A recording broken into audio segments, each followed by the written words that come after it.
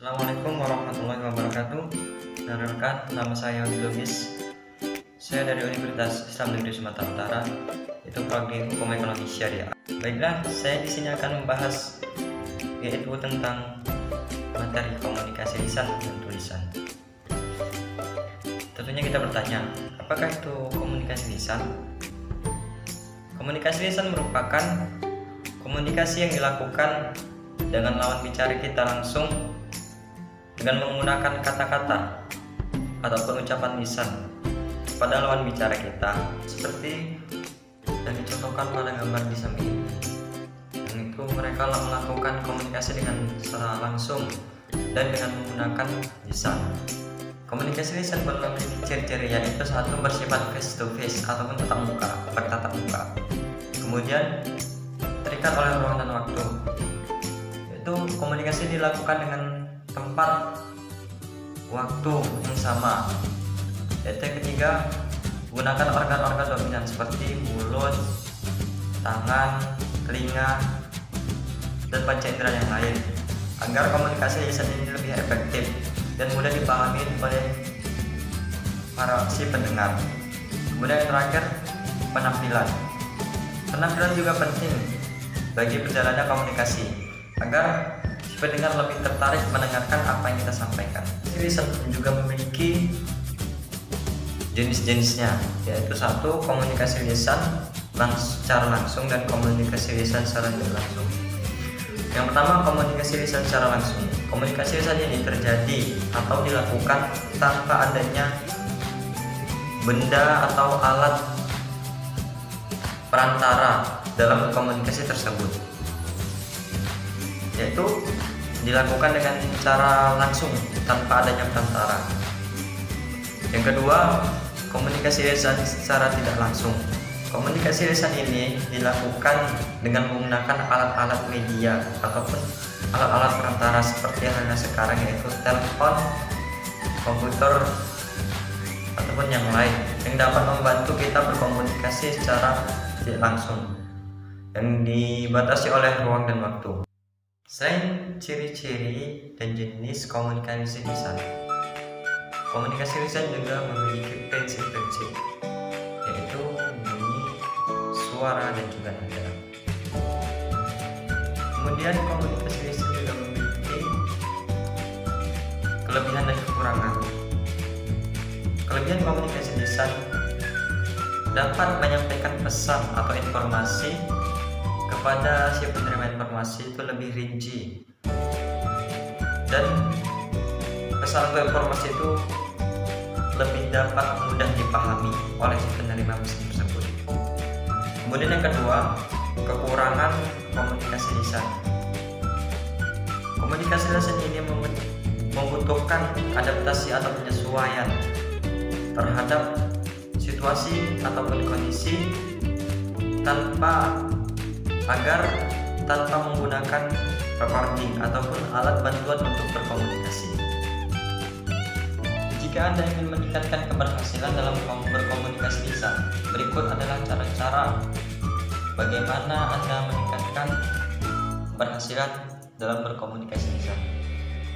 Yaitu yang pertama, memahami materi. Memahami materi adalah salah satu faktor yang sangat penting Anda dalam berkomunikasi lisan, dikarenakan materi yang Anda akan sampaikan harus Anda kuasai sebelum Anda sampaikan kepada si pendengar. Kemudian yang kedua, kemampuan berbicara. Dalam komunikasi yang dinilai tidak hanya seberapa cerdas atau seberapa penguasaan Anda dalam menguasai materi tersebut, kemampuan berbicara pun sangat penting agar materi yang Anda sampaikan mudah dan dapat dipahami oleh si pendengar.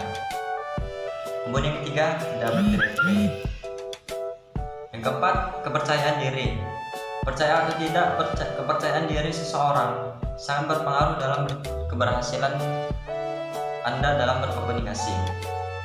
Kemudian yang kelima, penampilan. Dengan penampilan yang rapi akan memberikan efek terhadap si pendengar. agar perkataan atau penampilan Anda dapat diperhatikan dari si pendengar. Kemudian yang keenam, intonasi dan artikulasi.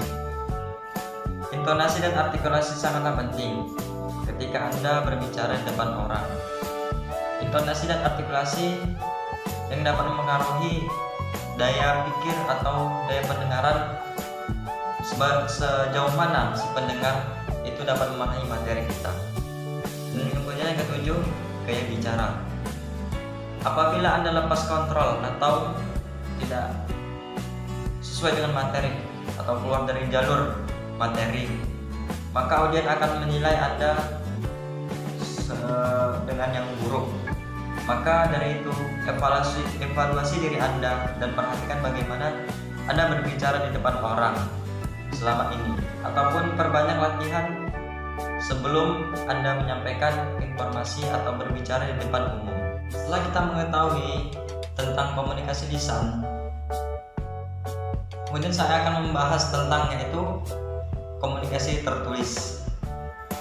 Komunikasi tertulis ini merupakan komunikasi yang dilakukan yang melalui sebuah tulisan, yaitu yang sering kita jumpai dalam kegiatan surat menyurat, yang melalui pos, telegram, email, atau masih banyak saran transportasi dalam tulis-menulis yang lain.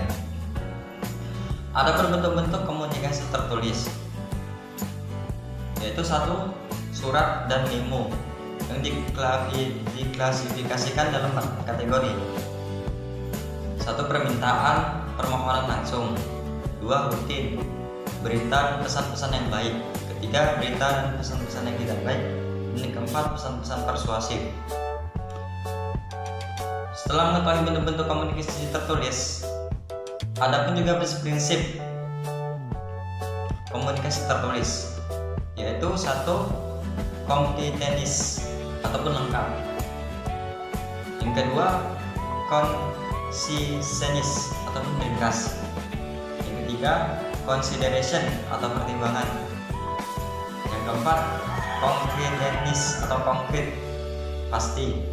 Yang kelima, klarisi, jelas.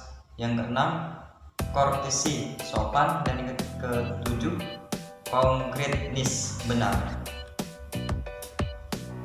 Kemudian persyaratan atau syarat-syarat dalam penulisan komunikasi tertulis. Satu, ditulis dalam format atau bentuk yang menarik.